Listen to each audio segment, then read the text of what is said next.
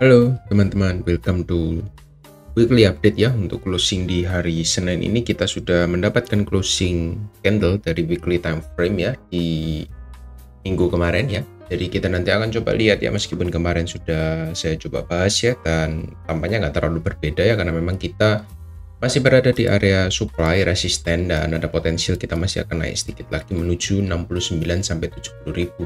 Jadi ya masih sejalan juga dengan apa yang kita analisakan di hari kemarin seperti itu.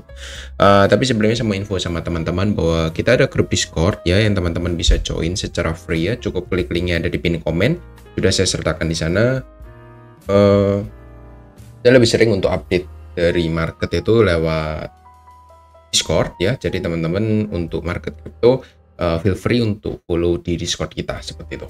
Kita akan coba lihat langsung ya dari weekly time frame untuk Bitcoin-nya. So far ini setelah dia mencapai area support bottom ya, kita mendapatkan bottoming ya. Meskipun saya memang ekspektasi kita drop dulu ke at least 51.000 karena di sini ada confluence area yang juga sangat penting untuk di fill, tapi ternyata dia cuma fill area imbalance ya yang ada di sini.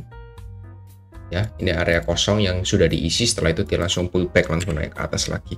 Jadi ya so far oke juga sih menurut saya, karena dia membentuk broadening wedge ke bawah ya.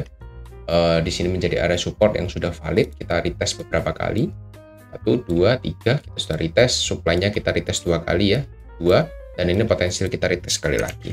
Tapi apa yang membedakan dengan momen-momen di hari-hari sebelumnya ketika dia retest di area supply trendline di atas ini ya, kita lihat di sini ketika mencapai area sana dia cenderung struggling ya, dan candlestick-nya untuk weekly close-nya itu cenderung ada rejection ya. Kita lihat reject bawah, reject atas juga di sini. Ya, di retest kedua kali pun kita melihat dia ada reject atas selama 3 minggu berturut-turut ya. Tapi kita lihat ya, semenjak dia pullback ya sampai area 54.000, kita lihat dalam 2 minggu dia langsung push naik dengan signifikan ya, tanpa ada banyak halangan dibandingkan dengan momen-momen sebelumnya seperti itu. Ini yang bisa kita lihat sama-sama untuk momentum dari candlestick-nya itu sendiri. Jadi secara momentumnya ini juga cukup kuat, didukung dengan banyak news juga ya. Dari minggu-minggu kemarin kita lihat ada apa ya, Donald Trump di coba untuk pembunuhan, lalu ada yang baru-baru ini kita lihat ada Joe Biden mundur dari Pilpres ya, dan itu juga mempengaruhi dari pergerakan market cryptocurrency itu sendiri, karena memang kita sekarang sedang pergerakan naiknya itu sentimennya by news ya, sekarang lebih cenderungnya bukan by data gitu. Jadi buy on rumor, sell on news ya, mungkin itu akan terjadi. Dan kita lihat sekarang ini sedang memasuki fase euforia kembali ya, setelah market mencapai bottoming di sekitar 54.500. Itu yang bisa saya lihat dari momen weekly time frame ya, closingnya. Lalu untuk daily time frame nya saya melihat ini masih cukup valid ya. Yang saya gambarkan kemarin, kita kenaikannya cenderung membentuk channel ke atas ya. Kalau di time frame 4 jam lebih kelihatan untuk membentuk channeling. Mungkin kalau dia push ke atas pun dia akan push meretest area 69 sampai 70.000, itu akan menjadi target terakhirnya. Tapi apakah area sekarang sudah mencapai area buy yang cukup ideal untuk koin? Menurut saya sih belum ya. Untuk area idealnya sih saya masih tunggu either dia di box area yang pertama, area koreksi yang pertama di sekitar 63.500, ini area pembelian pertama. Lalu area pembelian kedua kita ada di area support yang ya ini support major pentingnya ini sekitar area 61.000. Itu menjadi dua area yang mungkin akan saya waiting ya apabila saya ingin menambah posisi di Bitcoin seperti itu. Karena memang kita melihat di sini ketika market drop, dia retrace, drop lagi, sekarang sudah makan ya semua candlestick atau penurunan ya, order block penurunan yang kemarin, sehingga kita bisa katakan ini sudah valid untuk market structure shift ya, atau sudah berubah dari yang sebelumnya bearish menjadi bullish ya. Tinggal kita nanti menunggu apakah pullback-nya ini menjadi proper dan bisa kita masuk untuk mengikuti harga follow the trend ya untuk yang lebih tinggi lagi, karena market itu nggak mungkin akan selalu naik ke atas ya tanpa adanya retracement ya.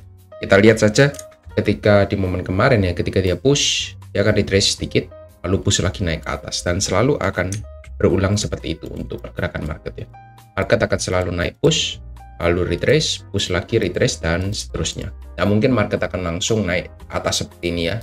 Jadi teman-teman jangan termakan oleh berita-berita di luar sana ya, atau influencer-influencer yang buy Bitcoin sekarang ya, ini sudah terlalu tinggi menurut saya.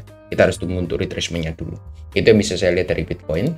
Lalu dominance-nya juga masih sama ya, saya nggak mau terlalu banyak bahas. Kita masih berada di area yang sama juga. Ethereum, Bitcoin pun juga sama.